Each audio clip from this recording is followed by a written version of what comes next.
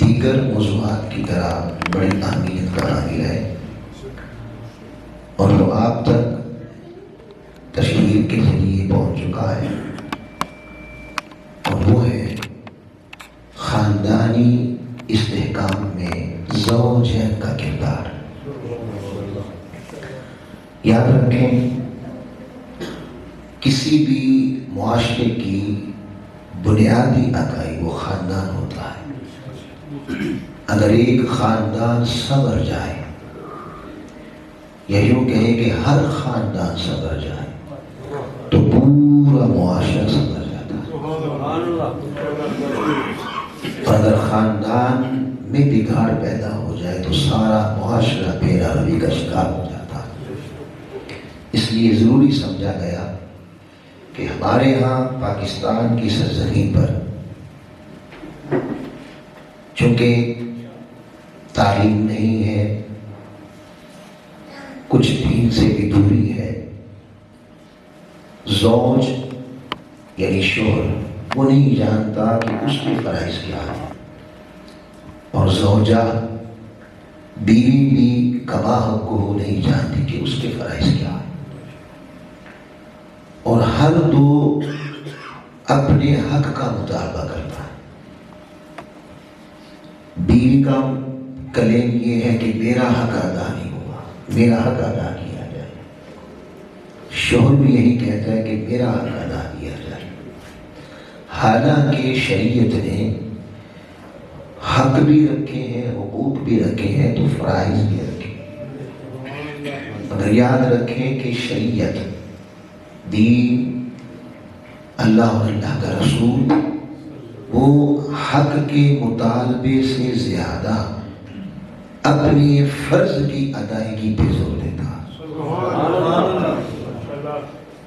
کیونکہ اگر فرائض ادا ہوں تو حق خود بخود ادا ہو جاتے ہیں،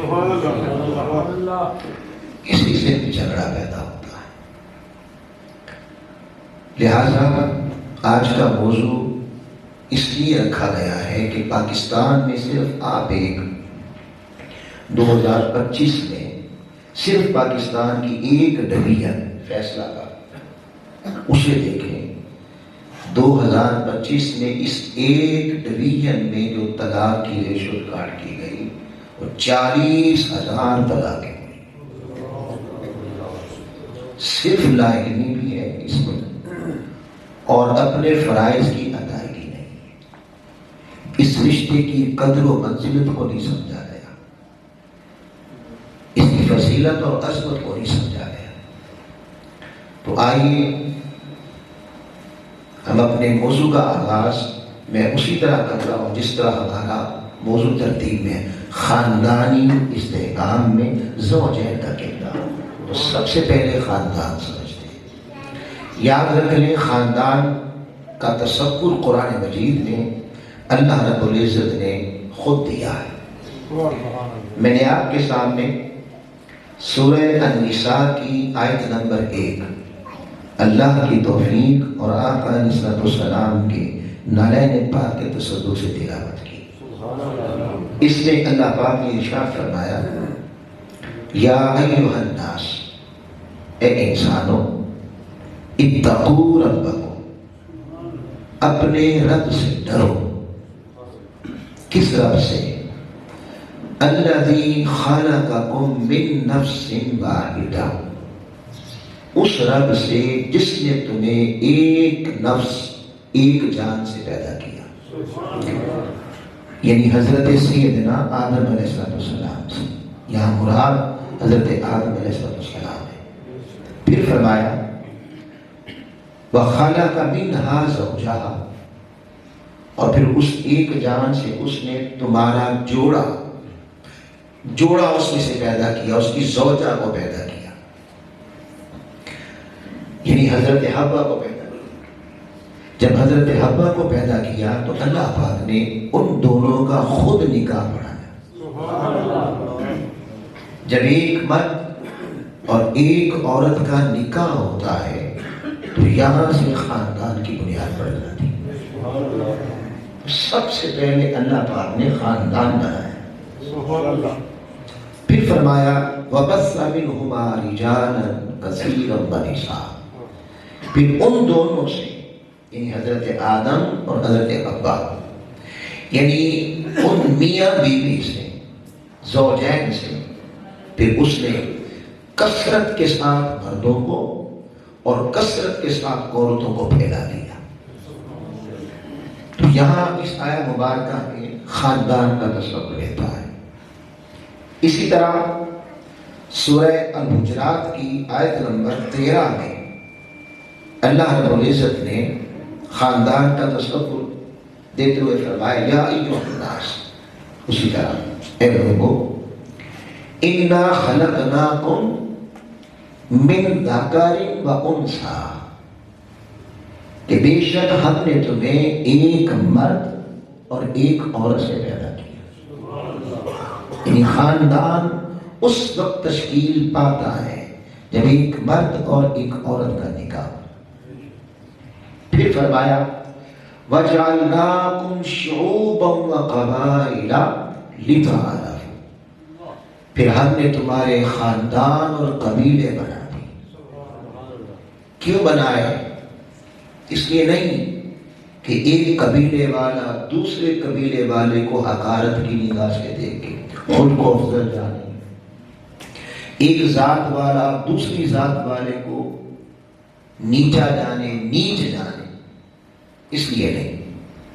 فرمایا لِتَعَارَفُوا، فقط اس لیے تاکہ تم پہچانے جاؤ، ورنہ چاہے کوئی وقت کا حکمران ہو یا ایک فٹ پاتھ پر بیٹھ کر جوتیاں گاڑنے والا موچی ہی کیوں نہ ہو، خلقناکم من ذکر و انثی، ہر ایک کی تخلیق ایک مرد اور ایک عورت سے ہوئی ہے۔ تفاخر کیسا، تکبر کیسا، غرور کیسا، گھمنڈ کیسا۔ اللہ کے ہاں کوئی عزت والا، بزرگی والا، اس کا پیمانہ نہ ذات ہے، نہ برادری ہے، نہ کوئی قبیلہ ہے، نہ کوئی عہدہ ہے۔ ذات، قبیلہ، برادری، عہدوں سے کوئی بڑا چھوٹا اللہ کے ہاں نہیں ہوتا۔ اللہ پاک فرماتا ہے ان اکرمکم عند اللہ اتقاکم، کہ اللہ کے ہاں تمہارے، اللہ بھی عزت کرتا ہے، اللہ بھی بندے کا اکرام کرتا ہے۔ وہ کہہ رہے تم میں اکرام والا، عزت والا، بزرگی والا اللہ کے ہاں اگر فٹ پاتھ پر بیٹھنے والا موجی صاحب تقویٰ ہے تو وہ وقت کے حکمران سے اللہ کے ہاں بہتر ہے، بڑے درجے والا، تقویٰ سے فضیلتیں ملتی۔ پھر اسی طرح اس تصور کو سورہ النحل کی آیت نمبر 72 میں اللہ پاک نے بیان کیا اور فرمایا واللہ جعل لکم من انفسکم ازواجا، اور اللہ نے تمہیں میں سے تمہارے جوڑے پیدا کیے، یعنی میاں بیوی بن گئے۔ پھر فرمایا وجعل لکم من ازواجکم بنین وحفدہ، پھر اس نے تمہاری ازواج سے، بیویوں سے بیٹے، نواسے اور پوتے پیدا کر دی۔ تو پورا خاندان اس آیہ مبارکہ میں اللہ پاک نے بیان فرما دیا۔ تو خاندان کا تصور خود قرآن نے دیا ہے، اللہ پاک نے دیا ہے۔ اب یہاں ایک بات سمجھنے والی یہ ہے، اور یہ بڑی اہمیت کی حامل ہے، یاد رکھ لیں اس کائنات انسانی میں، رشتوں میں سب سے مقدس رشتہ، سب سے عظیم رشتہ جو سب سے پہلے وجود میں آیا وہ میاں بیوی کا ہے۔ یہ واحد رشتہ ہے جو جنت میں بنا، خود رب نے جوڑا۔ اور چونکہ جنت کی ہر شے نور کی ہے تو ہم کہہ سکتے ہیں کہ اگر رشتوں کی دنیا میں کوئی نورانی رشتہ ہے تو وہ رشتہ میاں بیوی کا۔ پھر چونکہ نورانی رشتہ تھا، دیکھیں نا اللہ پاک نے جب فرمایا کہ اس سے جوڑا بنایا اور حضرت حوا کو پیدا کیا، تو پیدا کرنے کے بعد سب سے پہلے اللہ نے ان کا نکاح خود بنایا۔ قلنا یا آدم اسکن انت وزوجک الجنہ۔ تو یہ جو قرآن نے کہا کہ ہم نے کہا اے آدم تو اور تیری بیوی، تیری زوجہ، اس کا مطلب یہ ہوا کہ جب حضرت حوا کی تخلیق ہوئی تو پہلا کام ہی اللہ نے خود یہ کیا، ان کا آپس میں نکاح پڑا۔ یہ واحد رشتہ ہے جو اللہ نے خود جوڑا، جنت میں بنا نورانی رشتہ۔ اور اس کے جو سب سے پہلے گواہ بنے، چونکہ رشتہ نورانی تھا، اب دلیل گواہ بھی اس کے نوری مخلوق فرشتے بنائے۔ پھر اس رشتے کی اگر آپ اہمیت کو جاننا چاہیں تو آپ سورہ روم کی آیت نمبر 20 سے لے کر آیت نمبر 25 تک اللہ پاک نے اپنی قدرتوں کی نشانیاں بیان کی۔ اور قدرت نشانی کس لیے ہوتی ہے؟ نشانی ہوتی ہے تاکہ منظر تک پہنچ جائے۔ نشان منظر تک پہنچاتا ہے۔ اللہ پاک فرماتا ہے کہ میری قدرت کی نشانی یہ ہے کہ میں نے زمین و آسمان پیدا کر دی، کن کہہ کے 14 طبق پیدا کر دی۔ میری نشانی کوئی مجھے جاننا چاہے، پہچاننا چاہے، تو میں نے اتنی کثرت کے ساتھ تمہیں پیدا کیا، کسی کی شکل اور رنگ نہیں ملتا، کسی کی زبان نہیں ملتی۔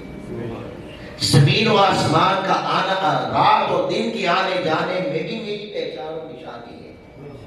تو اتنی بڑی بڑیاں اپنی قدرت کی نشانیاں بیان کرتے، آیت نمبر 21 میں اللہ پاک نے فرمایا وَمِنْ آیَاتِهِ، اور اس کی نشانیوں میں سے ایک نشانی یہ بھی ہے ان خلق لکم من انفسکم ازواجا، کہ اس نے یہاں نہ ماں کے رشتے کا ذکر اپنی نشانی قرار دیا، نہ باپ کے رشتے کو اپنی نشانی قرار دیا، نہ کسی اور رشتے کو اپنی نشانی قرار دیا، اپنی نشانی قرار دیا تو فرمایا اس نے اس کی نشانیوں میں سے ایک نشانی یہ ہے کہ اس نے تمہیں میاں بیوی بنایا،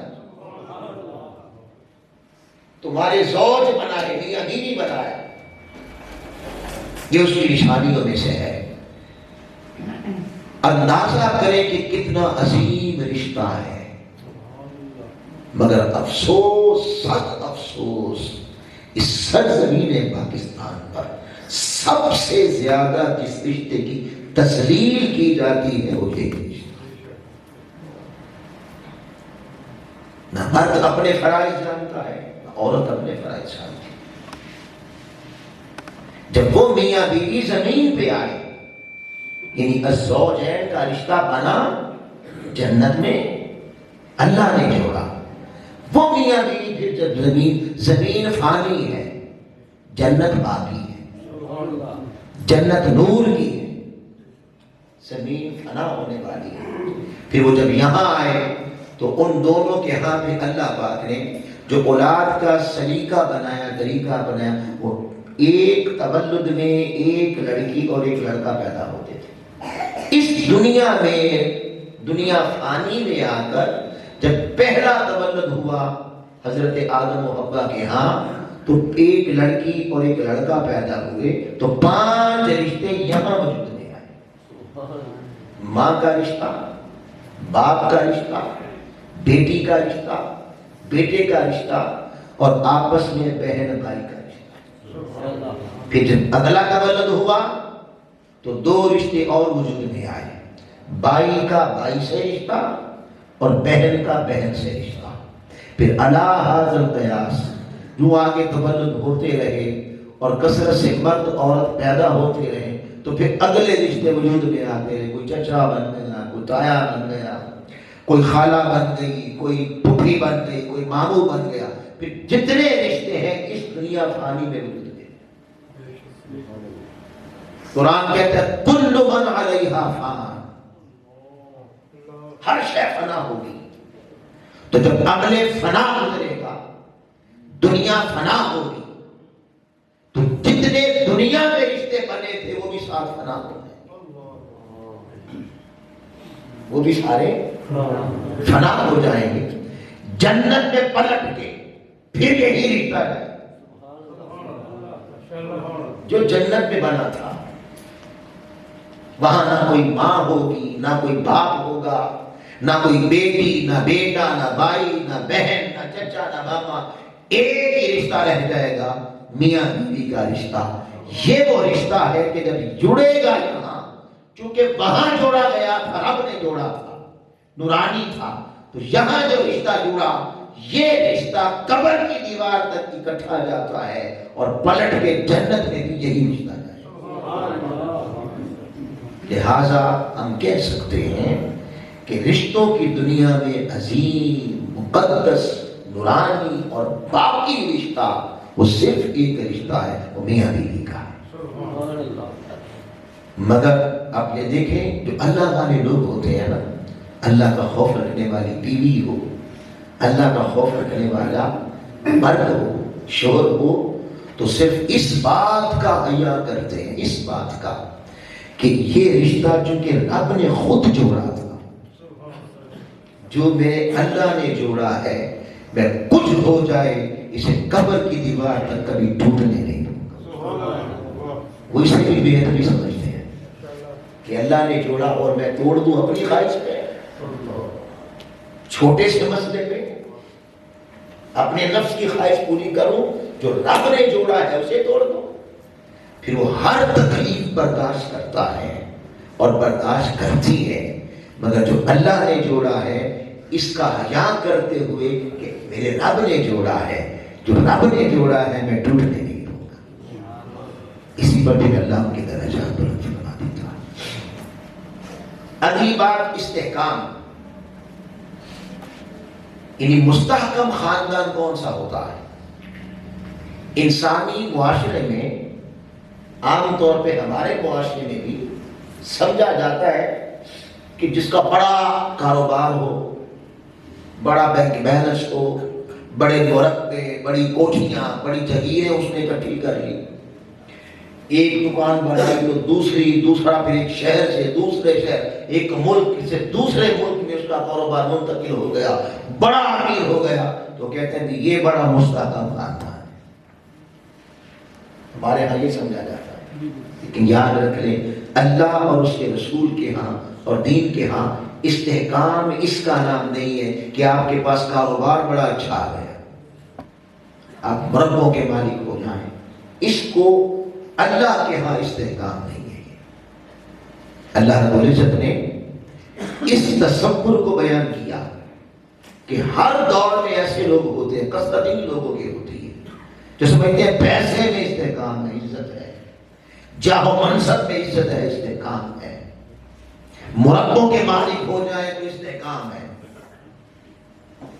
کوٹھیاں مل جائیں، کاریں، بنگلے، بینک بیلنس ہو جائے تو شاید اس کا نام استحکام اور مضبوطی ہے. اللہ رب العزت نے اس نفسیات کو قرآن مجید کی سورہ بقرہ کی آیت نمبر 200 میں بیان کیا. فَمِنَ النَّاسِ مَن يَقُولُ رَبَّنَا آتِنَا فِي الدُّنْيَا. لوگوں میں ایسے لوگ ہوتے ہیں وہ کہتے ہیں اے اللہ ہمیں دنیا عطا فرما. ان کی یہی دعا سٹاپ کر جاتی ہے. ان کی نگاہ پیسے پر، بنگلوں پر، کوٹھیوں پر، جگیروں پر، عہدوں پر، منصب پر ہوتی ہے. تو وہ کہتے ہیں ہمیں دنیا عطا کر. اللہ پاک نے اس تصور کو رکھ کر دیا.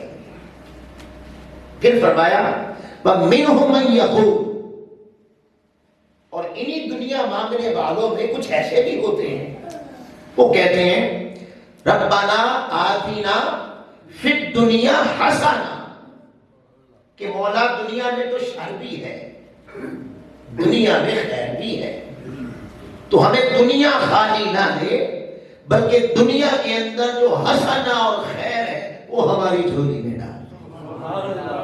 کیا معنی؟ کہ شریعت بینک بیلنس بنانے سے نہیں روک رہی، کاروبار پیسہ اکٹھا کرنے سے نہیں روک رہی، جگیریں، مربے، کوٹھیاں، بنگلے بنانے سے نہیں روک رہی۔ روک کس سے رہی ہے؟ شر سے روک رہی ہے کہ اگر وہ پیسہ کاروبار حرام پہ ہے، جھوٹ پہ ہے، بے ایمانی پہ ہے، دجل پہ ہے، فریب پہ ہے، تو یہی پیسہ تمہارے لیے شر ہو گیا۔ اور اگر اس کے اندر تقویٰ ہے، پرہیزگاری ہے، سچائی ہے، دھوکہ دہی نہیں ہے، حرام خوری کی حلال ہے، تو یہی پیسہ اس دنیا کا حسنہ ہو گیا۔ اتنا فرق ہے، اتنا فرق ہے۔ اور پھر فرماتے ہیں کہ استحکام کیا ہے؟ مستحکم خاندان ہوا اللہ کے ہاں، اللہ کے رسول کے ہاں، کہ جس نے دنیا اکٹھی نہیں کی، جس نے دنیا سے خیر اکٹھی کی۔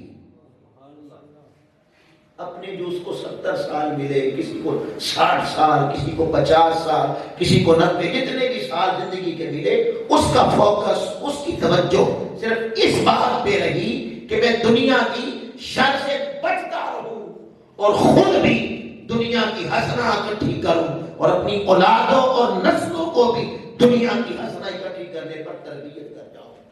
یہ خاندان مستحکم خاندان ہے۔ سبحان اللہ۔ اور پھر وہ کہتے ہیں وَفِي الْآخِرَةِ حَسَنَةٌ، یعنی دنیا کی حسنہ ملے اور یہی حسنہ آخرت کی حسنہ قرار پا جائے۔ یاد رکھ لیں، دنیا میں جو اکٹھا کرنا ہے وہی آخرت میں ملے گا، وہی آخرت میں ملے گا۔ تو آخرت بھی ان کی بلند ہو جائے گی جب دنیا ان کی حسنہ والی ہوگی۔ اور کہتے ہیں وَقِنَا عَذَابَ النَّارِ، اے ہمارے رب ہمیں جہنم کی آگ سے بچا۔ تو مستحکم خاندان کون سا ہوا؟ جس کے اندر اخلاق اچھے ہوں، جن کے اندر صبر ہو، جن کے اندر شفقت ہو، محبت ہو، سخاوت ہو، جن کی زبان کے اندر جھوٹ نہ ہو، بے ایمانی نہ ہو، دجل نہ ہو، دھوکہ نہ ہو، فریب نہ ہو، جن کی زندگی ظاہر باہر سے شیشے کی طرح اللہ کے ہاں، اللہ کے ہاں، اس کے ہاں مقبول ہو، تو وہ خاندان مستحکم خاندان ہوتا ہے کہ جس کا دنیا بھی مضبوط ہو جائے اور آخرت بھی مضبوط ہو جائے۔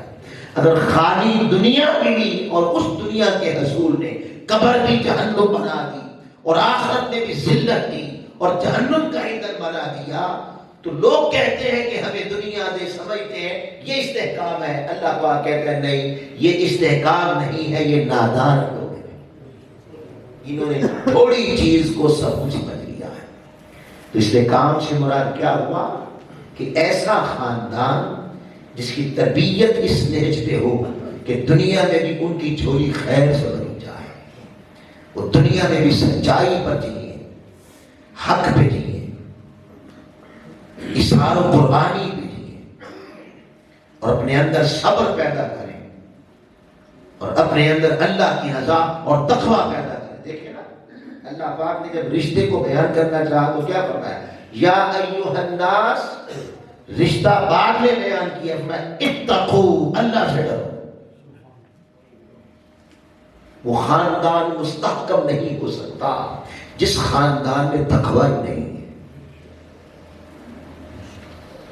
اب آ جائیں، جب نکاح ہوتا ہے نکاح تو ایک خاندان کی بنیاد پڑتی ہے۔ ارے قربان جائیں آقا دو جہاں صلی اللہ تعالیٰ علیہ وسلم کے، میرے آقا نے اپنی امت کو کیا کچھ نہیں بتایا اور کیا کچھ نہیں سمجھایا۔ ارے قربان جائیں، اس تاجدار کائنات نے اپنے امتی کو واش روم میں داخلے کے سلیقے، بیٹھنے کے سلیقے، پانی کے استعمال کے سلیقوں سے لے کر انار حکمرانی تک کے سارے سلیقے بتائے، اور قومی بین الاقوامی سطح پر عزت کس میں ہے، عظمت کس میں ہے، سب طریقے بتا دیے۔ اور جہاں تک خاندان کی بنیاد ہے تو قربان نے آقا علیہ السلام نے فرمایا، یہ بخاری اور مسلم دونوں میں متفق علیہ حدیث پاک ہے، اور راوی ہے حضرت سیدنا ابو ہریرہ رضی اللہ تعالیٰ عنہ۔ فرماتے ہیں حضور علیہ السلام نے فرمایا، تنکح المرأۃ لاربع، عورت سے 4 وجہ سے نکاح کیا جاتا ہے. اور یہاں تو آقا علیہ السلام نے عورت کی بات کی. علماء کہتے ہیں کہ مرد میں بھی یہی 4 چیزیں دیکھی جاتی ہیں. نمبر 1 لمالہا، مالدار کتنی ہے، اس کے مال کو دیکھ کر مرد نکاح کرتا ہے. اور اسی طرح عورت مرد کے مال کو دیکھ کر، کاروبار کتنا ہے، پیسہ کتنا ہے، اسے دیکھ کر نکاح کرتی ہے. بلکہ والدین نے اپنے بچے کی شادی کرنی ہو یا بچی کی کرنی، وہ بھی یہی کچھ ڈھونڈتے ہیں، مال کتنا. قربان جائیں وہ کیسے حکیم تھے، 1400 سال پہلے فرمایا. لمالہا نمبر 1. نمبر 2 ولحسبہا، خاندان کتنا اونچا ہے، خاندان کیسا ہے، اصل و نسب کیسا ہے، اس کو دیکھ کے کر دیا جاتا ہے. ولجمالہا، حسن کتنا، سونی کتنی ہے، سونا اس کے حسن کو دیکھ کے کی جاتی ہے. کیا ہمارے معاشرے میں یہی 3 چیزیں نہیں؟ اور یہ صرف ہمارے معاشرے میں نہیں، ہر معاشرے میں ہوتی. آپ 1400 سال پہلے فرما رہے ہیں. تو 3 چیزیں یہ بیان کی کہ مرد عورت سے نکاح اس لیے کرتا ہے، یہ 3 چیزیں دیکھتا ہے. عورت مرد سے نکاح کرتی ہے، یہ 3 چیزیں دیکھتی ہے. والدین اپنی بیٹے کا رشتہ ڈھونڈے، یہی چیزیں دیکھتی ہیں. اور اللہ کے رسول نے 4تھی چیز بیان کی، میں والدینہا، یا پھر دین دیکھ کر کیا جاتا ہے نکاح. 4 چیزیں بیان کی اور فرمایا دین دے کے بیان کیا جاتا بھی نکاح کیا جاتا ہے. اور پھر آگے کیا فرمایا، فاظفر بذات الدین، خبردار جب تم نکاح کرنا، نہ کسی کا مال دیکھ کے کرنا، نہ کسی کے خاندان اور حسب و نسب کو دیکھ کے کرنا، نہ کسی کے پیسے کو دیکھ کے کرنا. جب نکاح کرنا تو اس کا دین دیکھ کے کرنا. اللہ کا خوف کتنا ہے. اور دین کا معنی بھی سمجھ لیں، ہمارے یہاں ساری گڑبڑ کر دی گئی ہے. دین کا مفہوم ہی بدل دیا گیا. میں کہوں سورج تو ذہن میں تصورات کا آیا کہ دن کا، دن کا. میں کہوں ستارے، میں کہوں سنت داڑھی کا، میں کہوں سنت ٹوپی امامے کا، میں کہوں سنت ٹخنے ننگے کرنے کا، میں کہوں سنت مسواک کا، میں کہوں سنت نماز کا، میں کہوں سنت روزے کا. یہ ہے دین ہمارا. یعنی اس پچھلی صدی میں یہ 30 سپاروں کی موٹی کتاب اللہ نے جو 7 حیات دے کے بھیجا، یہ دین ہے ہمارے یہاں. اس ساری کتاب میں لفظ دین بولے تو نمازی، لفظ سنت و دین بولے تو داڑھی والا، پھر اس میں بھی شاید ہے. لفظ دین بولے تو ٹخنے لگے کرنے والا. ارے بابا یہی سنتیں تھے کیا؟ دشمن پتھر مارے تو پتھر کھا کے بھی دعائیں دینا، یہ سنت نہیں تھی. سبحان اللہ. کبھی دل میں اس کے لیے میل نہ لانا. دشمن ہو دشمن یہود و نصارا، ان سے بھی اصول کی بات کرنا، کبھی ذات میں اتر کے بات نہ کرنا، یہ سنت نہیں. کیا اپنے منہ کا لقمہ بھی دوسرے کو کھلا دینا، یہ سنت نہیں. کیا بڑی سے بڑا بھی کوئی مصیبت آ جائے، تکلیف آ جائے تو صبر کا پیکر بننا، یہ سنت نہیں. اللہ کی ذات پہ شاکر رہنا، یہ سنت نہیں. اب میں لفظ سنت بولوں تو اظہار و قربانی کا جذبہ کیوں نہیں دیکھنا؟